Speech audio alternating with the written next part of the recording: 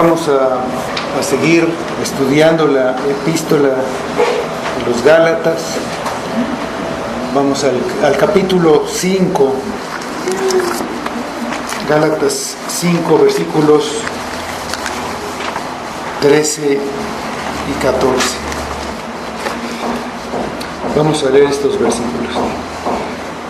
Porque vosotros, hermanos, a libertad fuisteis llamados, solamente que no uséis la libertad como ocasión para la carne, sino servíos por amor los unos a los otros. Porque toda la ley en esta sola palabra se cumple: amarás a tu prójimo como a ti mismo. Vamos a orar, hermanos. Señor, te damos nuevamente gracias en este día. Te damos gracias por tu palabra. Te pedimos en este momento que tú nos ayudes a entender tu palabra, que nos enseñes tú qué es lo que significa, qué es lo que nos dices a través de ella, para que te conozcamos, para que te podamos ver, para que esa palabra produzca en nosotros así el querer como el hacer, solamente por tu buena voluntad, para que te podamos servir, para que te podamos conocer, Padre. Ayúdanos, obra por medio de tu Espíritu, muévete entre nosotros y tú dale poder a tu palabra, dale gloria a tu palabra, honra tu nombre, tú, Padre. Pedimos todo para tu gloria, en el nombre de tu Hijo Jesús. Amén.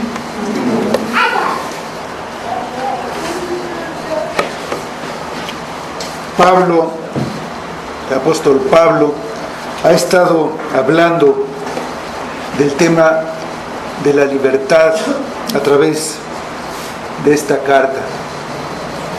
Aquí en este capítulo 5, en el versículo 1, nos hace un llamado a estar firmes en la libertad con que Cristo nos hizo libres y no volver a estar otra vez en la esclavitud. Así los verdaderos cristianos somos libres, no estamos sujetos a la servidumbre del pecado. Ya nos servimos, no somos esclavos del pecado. Hemos sido librados de ese dominio que el pecado tiene sobre nosotros. Ya no nos puede obligar a pecar constantemente como nuestra forma de vida, que era la que teníamos antes de conocer a Cristo. Somos libres de la culpa también. Somos libres de la culpa que el pecado trae sobre nosotros. Somos libres del juicio y somos, por lo tanto, libres del temor que hay a la condenación. Vamos a la primera epístola de Juan, al capítulo 4, versículos 17 y 18, donde vamos a ver que el amor nos hace libres, porque quita todo ese temor que tenemos por haber pecado. Dicen estos versículos de primera de Juan: en esto se ha perfeccionado el amor en nosotros, para que tengamos confianza en el día del juicio. Pues como Él es, así somos nosotros en este mundo. En el amor no hay temor, sino que el perfecto amor echa fuera el temor, porque el temor lleva en sí castigo, de donde el que teme no ha sido perfeccionado en el amor. Jesús, el Mesías prometido, el Hijo de Dios, vino bajo la ley y murió por los pecados son suyos. Durante su vida, Él cumplió con todo lo que estaba establecido en la ley, por lo que pagó en la cruz por los pecados de los que creen en Él.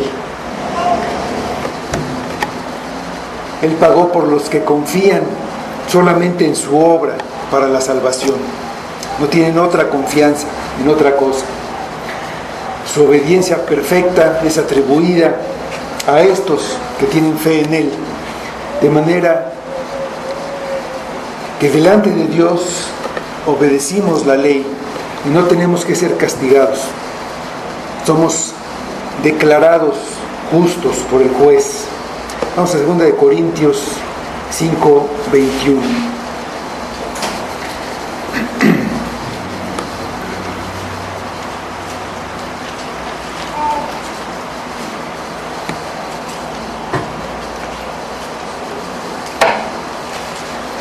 Dice este versículo de 2 Corintios 5:21: al que no conoció pecado, por nosotros lo hizo pecado, para que nosotros fuésemos hechos justicia de Dios en Él.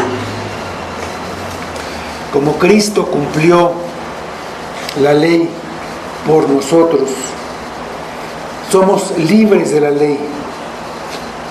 Ya no estamos sujetos a costumbres engorrosas ni a sacrificios costosos y ritos pesados. No estamos obligados a cumplir la ley de Moisés ni ningún otro conjunto de reglas o códigos de conducta de ninguna religión o de ningún grupo de hombres. Somos libres de la necesidad de ganar con nuestra propia justicia, nuestra propia justificación por medio de un esfuerzo que nosotros hagamos. El mérito y las obras humanas no tienen ningún valor para Dios, porque por más numerosos que sean, no alcanzan para pagar la deuda que el hombre tiene. Por eso Dios no acepta otra cosa que el pago que hizo su Hijo. Acepta el pago a favor del hombre que pone su fe en Cristo.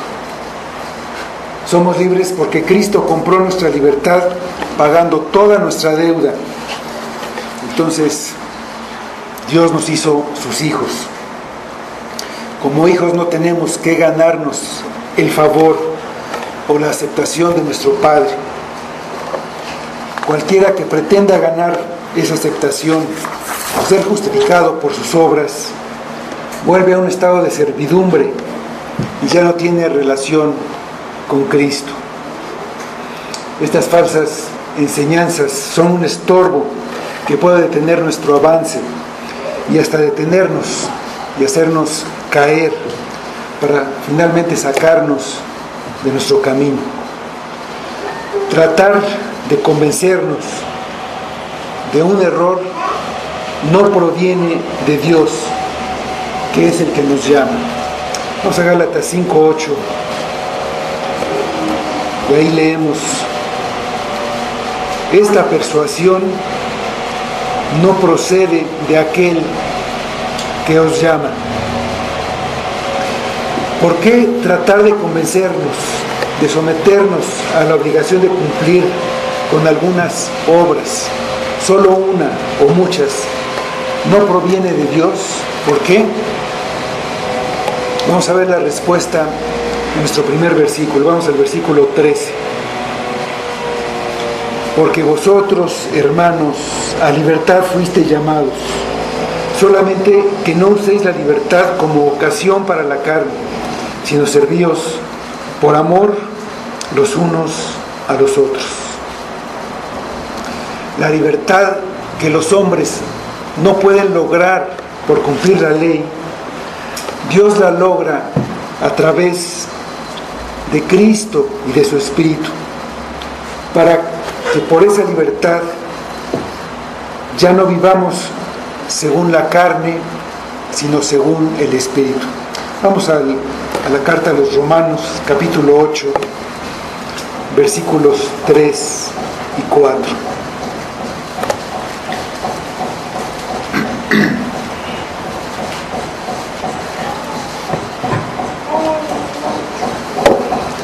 Romanos 8, 3 y 4 dice: porque lo que era imposible para la ley, por cuanto era débil por la carne, Dios, enviando a su Hijo en semejanza de carne, de pecado, y a causa del pecado, condenó al pecado en la carne, para que la justicia de la ley se cumpliese en nosotros, que no andamos conforme a la carne, sino conforme al Espíritu. Una persona que es libre no tiene la obligación de hacer algo, no está obligada a cumplir con los deberes que se imponen a un esclavo. Una persona que es verdaderamente libre no actúa por obligación, sirve a su Padre voluntariamente, con gozo en el corazón, porque no hay nada que le dé más satisfacción que hacer lo que sabe que agrada a aquel Padre al que ama. A libertad fuisteis llamados. El llamado es a vivir como libres, pero no podemos usar la libertad como un pretexto para la carne. El término carne no se refiere únicamente a nuestro cuerpo, que en el exterior está recubierto o hecho de carne y tiene un apetito por las cosas sensuales que tienen que ver con los sentidos. También abarca nuestra mente, nuestra inteligencia, nuestros pensamientos, nuestros deseos, todo lo que viene de una naturaleza corrompida, todo lo que viene de un corazón engañoso, del que salen el orgullo y la codicia, la ambición por el poder y la gloria. La carne es la rebelión contra la autoridad de Dios. Le quita esta autoridad a Dios y se le da al hombre, para que el hombre se ponga en su lugar y el hombre haga lo que él quiere, desechando la palabra y los mandamientos de Dios, negándose a obedecerlo y obedeciendo sus propios deseos. Por lo que podemos considerar que la carne es todo lo que nos aparta de Dios. La carne es nuestra naturaleza caída y es contraria a Dios. Allí en Romanos, también en el capítulo 8, vamos a leer los versículos 7 y 8. Dice: por cuanto los designios de la carne son enemistad contra Dios, porque no se sujetan a la ley de Dios, ni tampoco pueden, y los que viven según la carne no pueden agradar a Dios. La carne es la esclavitud del pecado. A esa esclavitud está sometido el hombre hasta que es librado cuando oye y cree el Evangelio. Entonces el hombre recibe al Espíritu y queda libre de su esclavitud del pecado, empezando un camino de santificación en el que los malos hábitos y la influencia de su ambiente corrompido van siendo cambiados a medida de que el Espíritu va cambiando los deseos del corazón. También queda libre de sus inútiles intentos de guardar la ley para ganar la justicia. Queda libre de todo lo que lo esclaviza. Vamos a 2 de Corintios 3, 17.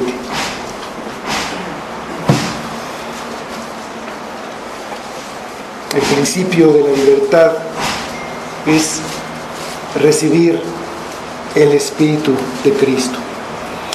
Dice 2 de Corintios 3, 17, porque el Señor es el Espíritu, y en donde está el Espíritu del Señor, ahí hay libertad. Dice en el versículo 13 que estamos viendo ahorita, a libertad fuisteis llamados, solamente que no uséis la libertad como ocasión para la carne. A veces oímos decir que vamos en el Evangelio, que vamos caminando y que no debemos desviarnos ni a izquierda ni a derecha. Por un lado, es fácil perder nuestra libertad volviéndonos poco a poco hacia el legalismo y a la justicia por las obras. A veces los cristianos dicen vivir de acuerdo al Evangelio, pero hacerlo cumpliendo reglas no se basa en el Evangelio, porque es un esfuerzo humano y es una conducta externa que se puede ver, pero no toma en cuenta el interior, no toma en cuenta el corazón.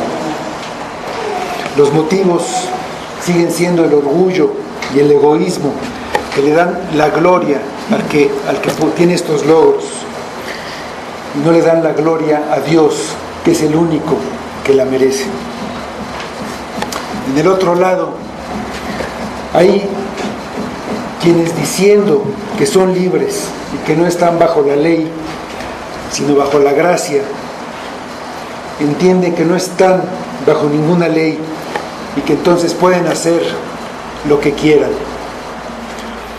Ellos son sus propios señores y no tienen que darle cuenta a nadie por lo que hacen.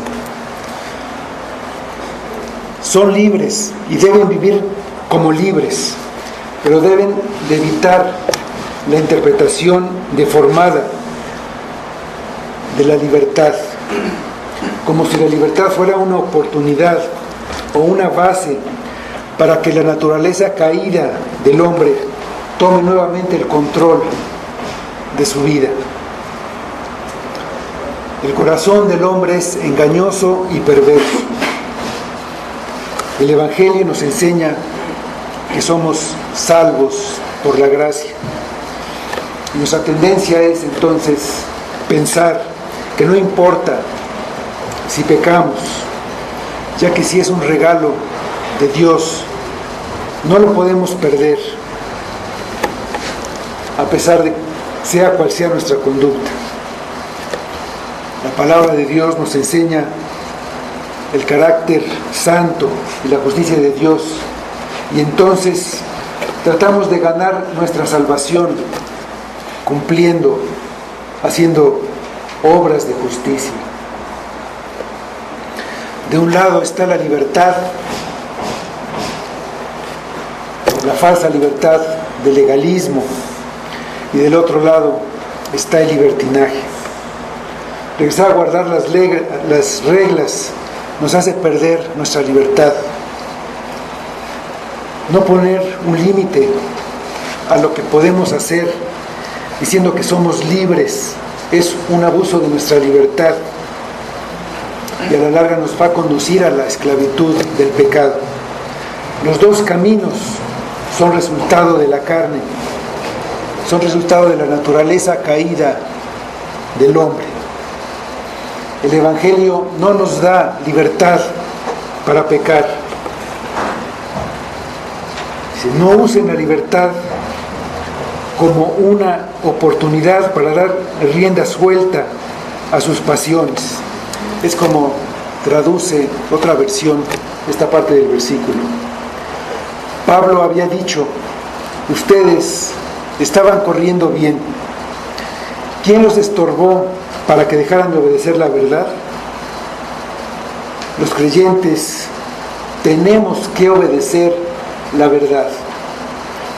Los gálatas lo estaban haciendo, estaban corriendo bien, pero habían sido estorbados y se habían detenido en su carrera. el Evangelio y nos lleva a vivir una vida de culpabilidad legalista y nos lleva a vivir una vida impía. Las dos maneras de vivir son un estorbo para no obedecer la verdad. Hay quienes dicen que pueden asistir a cualquier lugar de diversión, ver cualquier película, leer cualquier libro, fumar lo que quieran, profanar el domingo y muchas cosas más, invocando a la libertad cristiana. Muchas de estas cosas en sí mismas pueden no ser pecado, pero hay películas obscenas, libros obscenos y lugares de diversión donde es imposible asistir y no pecar por el ambiente y por el espectáculo que presentan. Hay cosas que no reconoces como pecado y sí son pecado.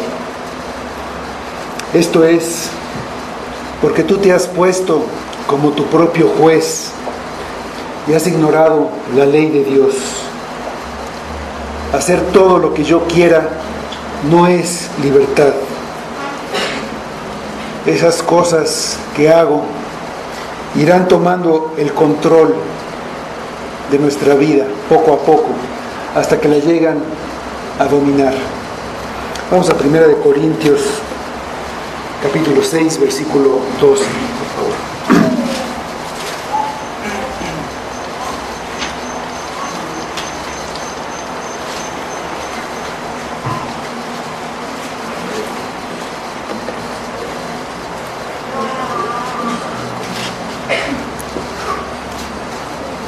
Dice este versículo: todas las cosas me son lícitas, mas no todas convienen. Todas las cosas me son lícitas, mas yo no me dejaré dominar de ninguna. La libertad cristiana no permite el pecado. Si usamos la libertad cristiana y pecamos, pensando que tenemos libertad para hacerlo, solamente nos estamos engañando. Pensamos que somos libres, pero en realidad nos hacemos esclavos del pecado. Vamos al Evangelio de Juan,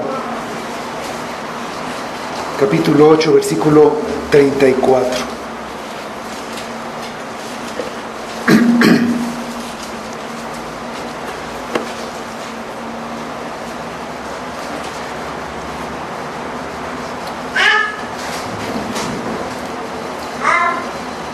Juan 8:34 dice: Jesús les respondió: de cierto os digo, que todo aquel que hace pecado, esclavo es del pecado.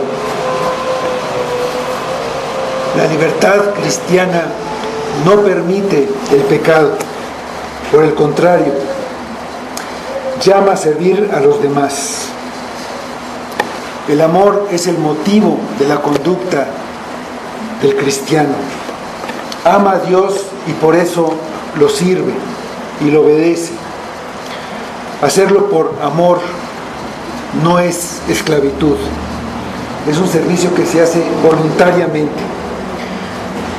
Bajo la ley, el motivo para obedecer es el temor al castigo.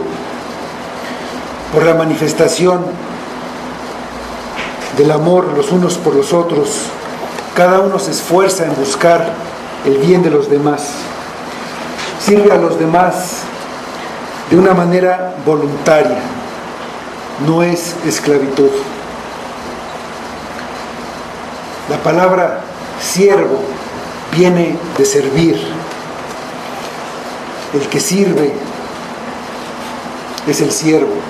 Muchas veces siervo equivale a esclavo. Servíos por amor los unos a los otros. Lo podríamos decir Por amor, háganse esclavos los unos de los otros. No es una contradicción con a libertad fuisteis llamados, porque es un servicio voluntario y de corazón. Es una forma de esclavitud muy diferente a la que se ha estado oponiendo el apóstol Pablo. Les está diciendo, ya que quieren vivir en esclavitud, aquí hay una manera de vivir en esclavitud sin ningún peligro, sirviendo con amor los unos a los otros. Es un servicio que imita a Cristo, que tomó forma de siervo, obedeciendo por amor a su Padre y por amor a sus hermanos, por los que murió para darles la libertad. Vamos a Filipenses capítulo 2, versículos 7 y 8.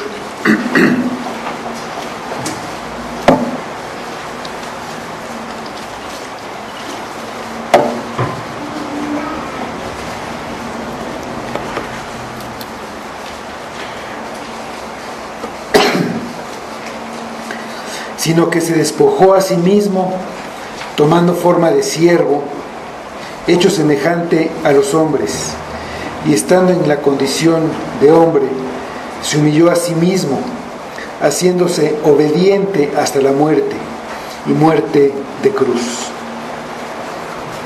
También les está diciendo, si quieren vivir bajo la ley, vivan bajo la ley del amor, que es la ley de Cristo. Vamos a Gálatas 6, 2.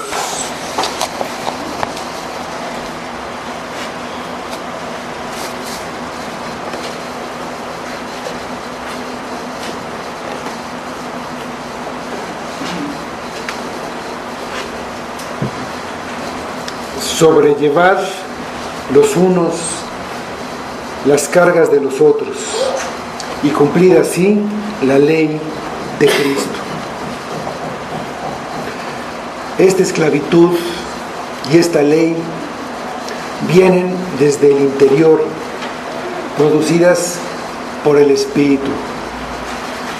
No son impuestas por ninguna autoridad externa, no son una obligación, es el uso de la verdadera libertad. En el mundo y según la carne, los hombres tratan de estar en una posición de tener riqueza y poder. Cuando logran una posición así, los demás quedan a su servicio. Aún a los discípulos de Jesús les preocupaba quién quedaría en una posición superior. Vamos a Mateo 10, 25 y 28. Vamos a ver lo que Jesús les enseñó en esa ocasión.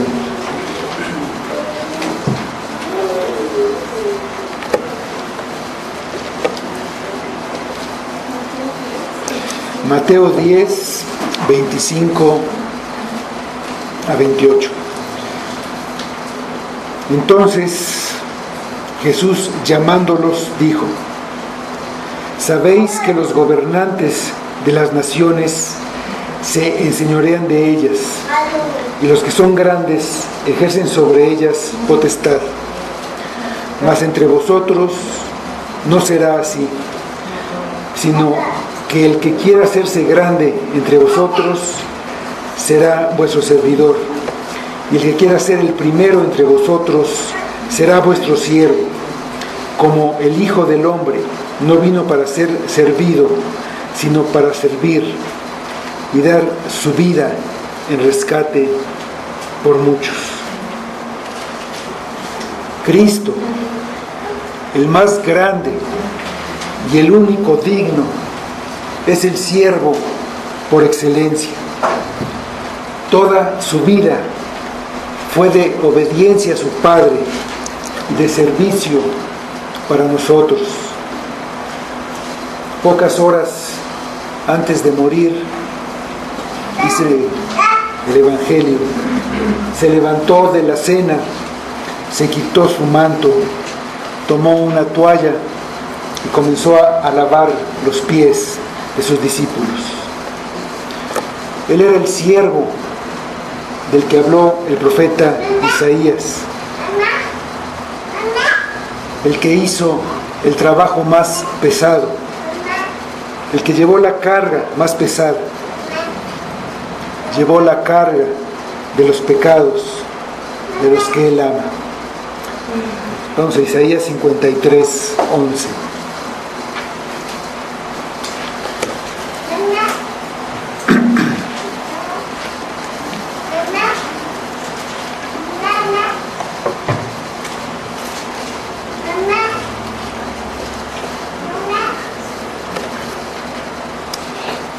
Dice Isaías: verá el fruto de la aflicción de su alma y quedará satisfecho.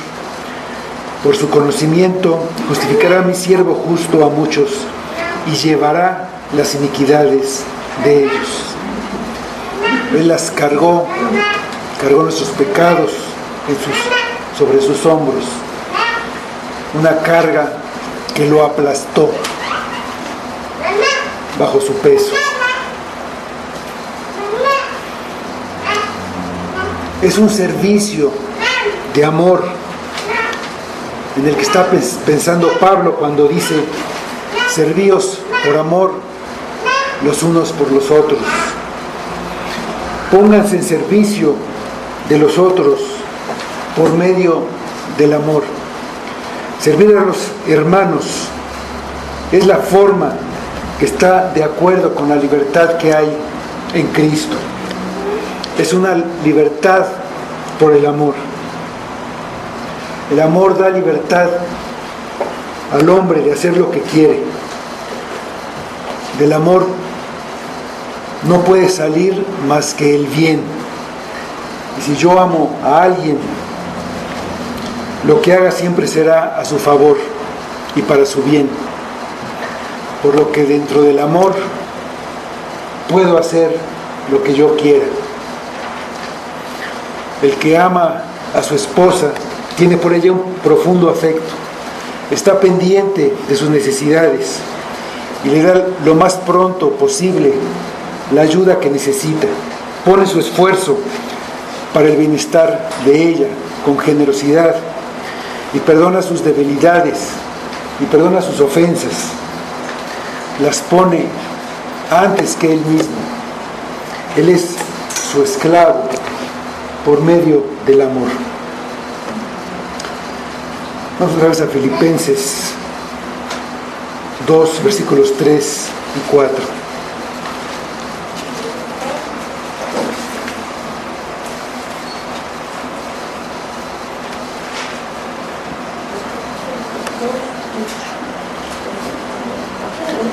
Filipenses 2, 3 y 4. No hagáis por contienda o por vanagloria. Nada hagáis por contienda o por vanagloria. Antes bien, con humildad, estimando cada uno a los demás como superiores a él mismo, no mirando cada uno por lo suyo propio, sino cada cual también por lo de los otros. Ese es el servicio a los hermanos que da la verdadera libertad. Servir a los demás quita la atención que tenemos sobre nosotros mismos. No nos deja considerarnos el centro de atención. Y lo más importante, que seamos nosotros. Si nosotros somos el centro de nuestra vida, no podemos amar a los demás ni a Dios. Nosotros somos lo más importante. El amor es la ley de los cristianos. No es una ley como un conjunto de normas o reglas, sino la base de la vida, por lo que el amor no se limita a los hermanos. Como dice el versículo 14 de nuestro pasaje. porque toda la ley en esta sola palabra se cumple. Amarás a tu prójimo como a ti mismo. Puede parecer una contradicción, pero es verdad que si entendemos la libertad como ser libre para amar, en esa libertad que es quedar libre de la ley, queda cumplida toda la ley. La cita que hace aquí Pablo es de Levítico 19, 18. Vamos ahí al libro de Levítico, capítulo 19, versículo 18, para verlo como estaba escrito en la ley.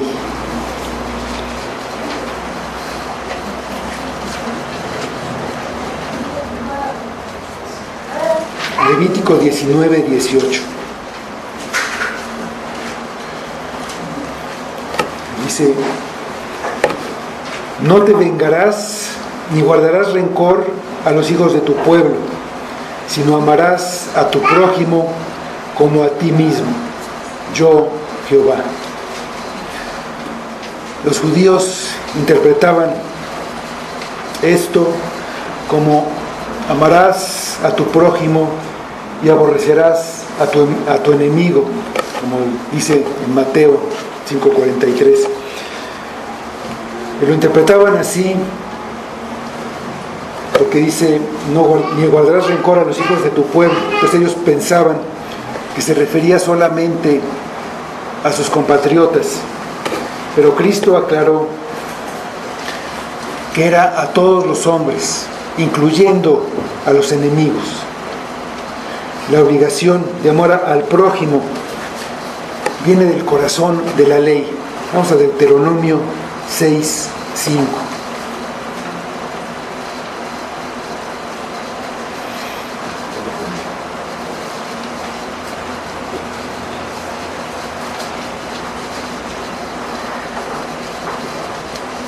Dice Deuteronomio 6, 5. Y amarás a Jehová tu Dios de todo tu corazón y de toda tu alma y con todas tus fuerzas. El amor a Dios y el amor al prójimo son los dos componentes del principio esencial de la ley y lo siguen siendo de la vida cristiana. Vamos al Evangelio de Mateo, capítulo 22, versículo de 36 a 40.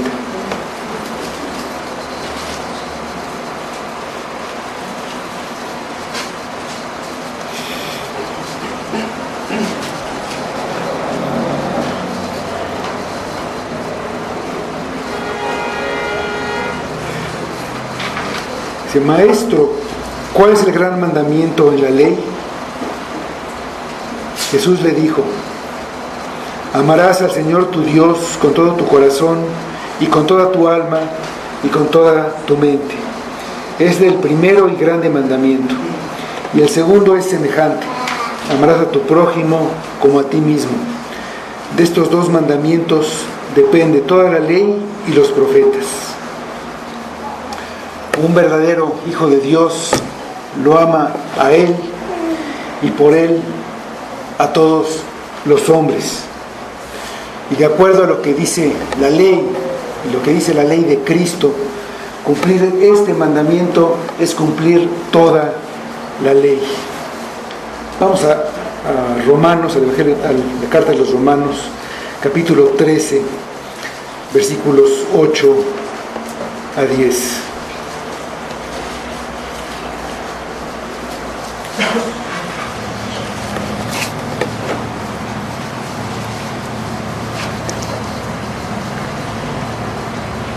Dice: no debáis a nadie nada, sino el amaros unos a otros, porque el que ama al prójimo ha cumplido la ley.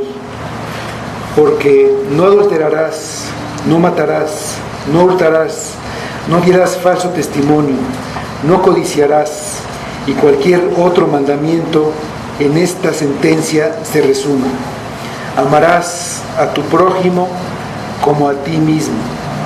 El amor no hace mal al prójimo. Así que el cumplimiento de la ley es el amor. Pablo dice en este versículo que toda la ley se cumple en esta palabra: amarás a tu prójimo como a ti mismo. No menciona la obligación de amar a Dios. Amando al prójimo queda completo el amor. Es fácil decir que amamos a Dios, que vivimos para Él y que lo servimos, y no tomar en cuenta a nuestro prójimo. El que cree amar a Dios y pasa por alto a sus semejantes, de las personas que están cerca, a sus vecinos, a sus amigos, a sus compañeros de trabajo o a cualquiera que se cruza en su camino, se engaña, porque el mandamiento del amor, aunque tiene dos partes, amar a Dios y amar al prójimo, no se puede dividir. Si alguien dice, yo amo a Dios, pero no ama a sus semejantes, a su hermano, es mentiroso. Vamos a primera de Juan, la primera epístola del apóstol Juan, capítulo 4, versículos 20 y 21.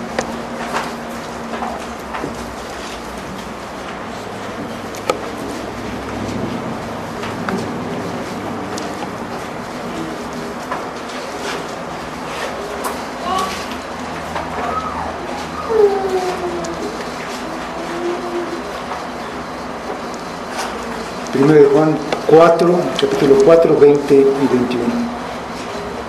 Si alguno dice, yo amo a Dios y aborrece a su hermano, es mentiroso.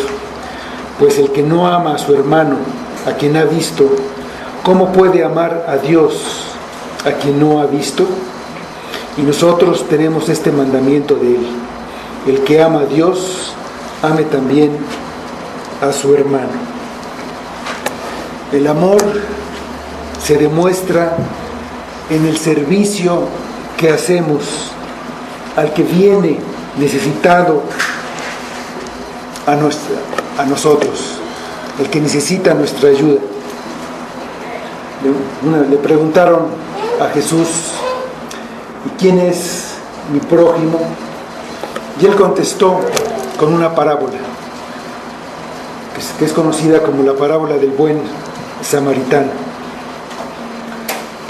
Ahí nos enseña que cualquiera que en la providencia de Dios entre en contacto con nosotros, cualquiera al que podamos ayudar de alguna forma, aunque esa persona nos odie y sea nuestro enemigo,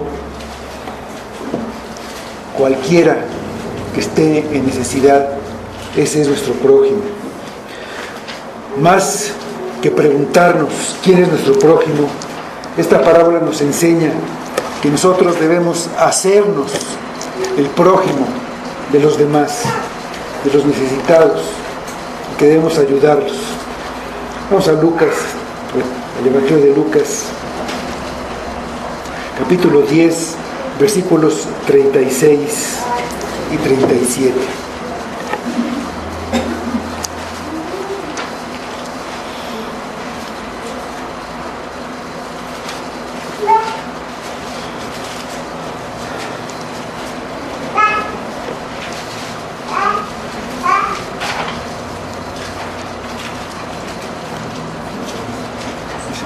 ¿Quién pues de estos tres te parece que fue el prójimo del que cayó en manos de los ladrones?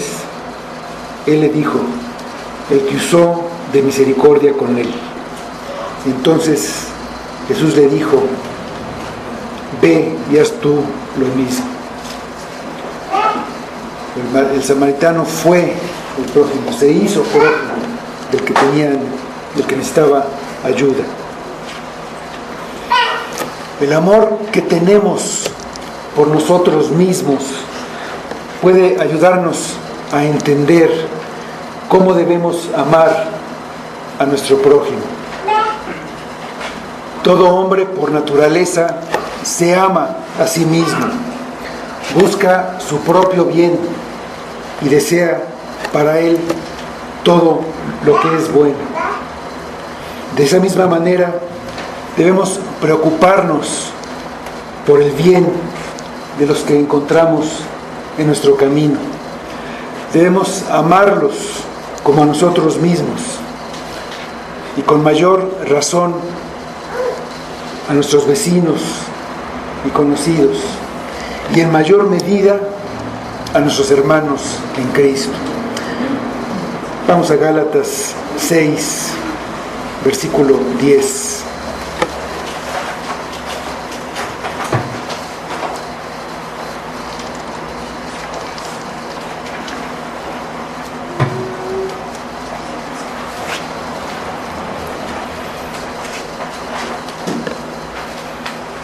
Gálatas 6:10 dice: así que, según tengamos oportunidad, hagamos bien a todos, y mayormente a los de la familia de la fe.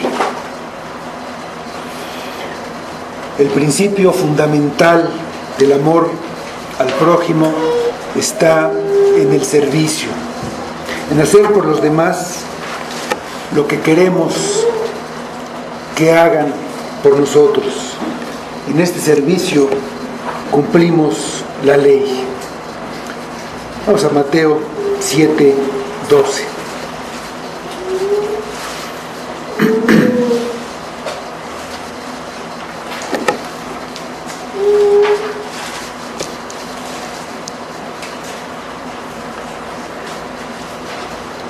Dice: así que todas las cosas que queráis que los hombres hagan con vosotros, así también haced vosotros con ellos, porque esto es la ley y los profetas.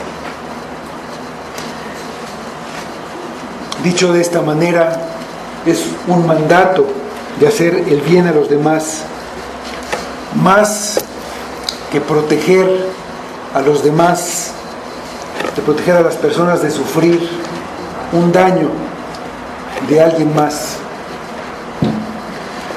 Como se lo decimos de la manera negativa: no hagas a los demás lo que no quieres que te hagan a ti. Alguien pudiera pensar que todo esto que hemos dicho es una regla, como las reglas de los moralistas que buscan mejorar la conducta exterior de las personas. Cualquier semejanza es solamente superficial.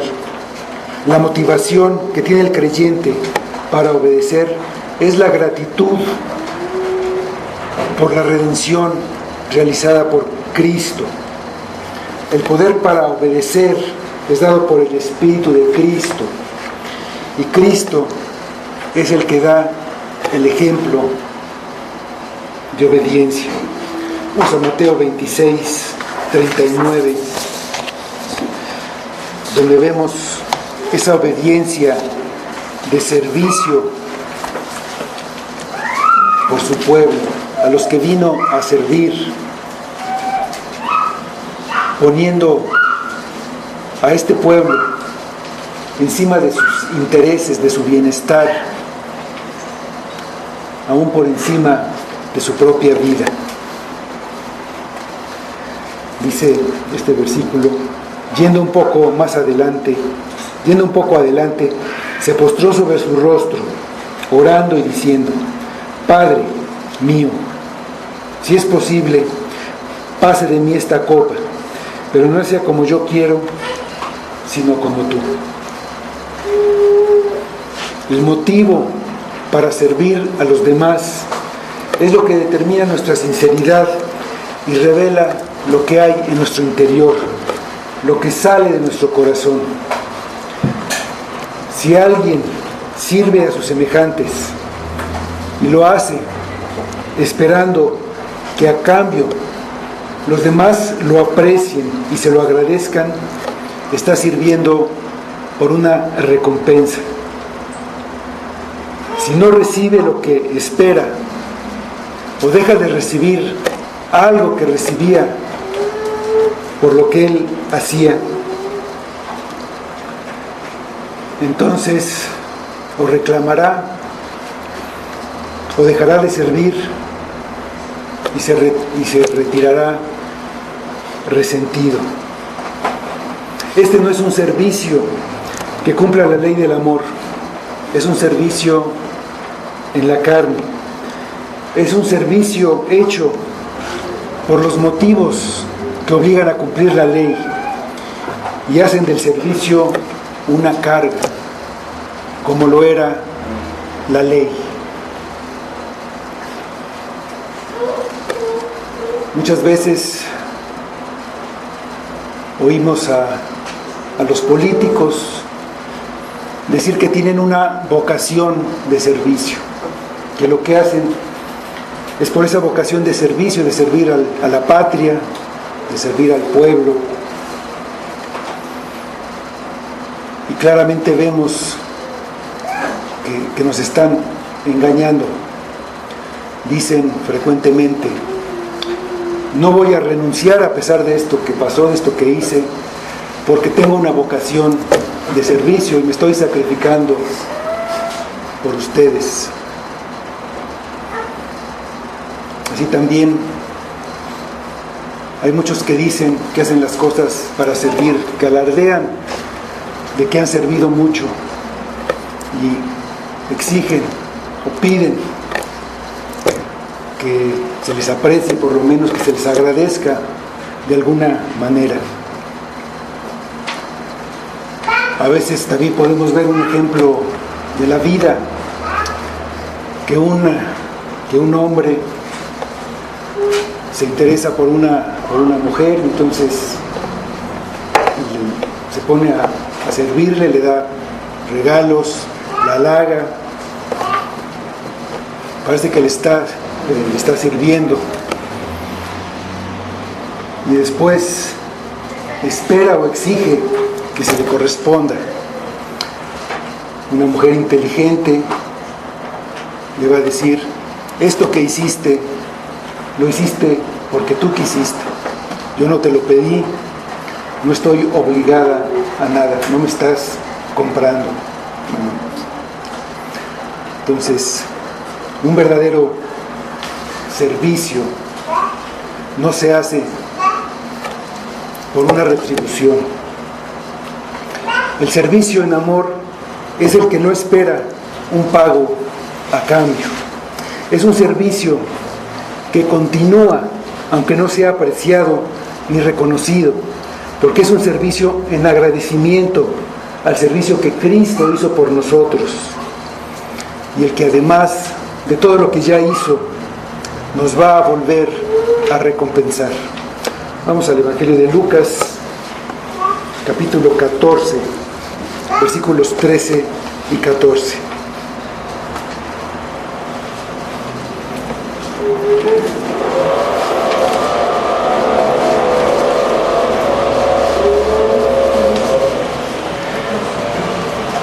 Dice Lucas 14, versículos 13 y 14. Mas cuando hagas banquete, llama a los pobres, los mancos, los cojos y los ciegos, y serás bienaventurado, porque ellos no te pueden recompensar, pero te será recompensado en la resurrección de los justos. La libertad no es hacer lo que mi carne quiere, sino servir a Dios y a mi prójimo por amor, sin temor a ser condenado, porque ya he sido justificado sin mis obras. Elimina la antigua obediencia a la ley por motivos egoístas y sin amor, y nos lleva a obedecer la ley del amor por amor. Vamos a orar, hermano.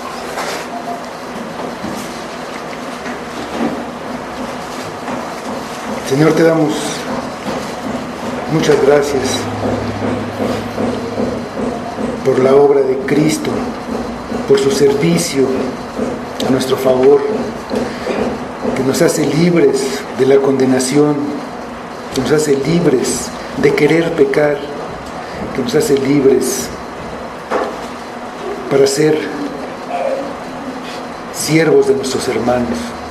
Danos ese entendimiento, ese espíritu de servicio, que lo hagamos simplemente, que no, si estamos pidiendo cosas a cambio o reconocimiento, porque así lo hizo Cristo, así es el verdadero servicio que queremos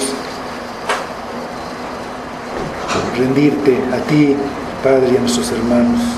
Danos la humildad, danos ese amor que venga del corazón, de un espíritu cambiado, de un corazón nuevo, que dé ese fruto, que podamos ver nosotros mismos, que nuestra vida sea entonces así para tu gloria solamente, Padre. Lo pedimos por Cristo. Amén.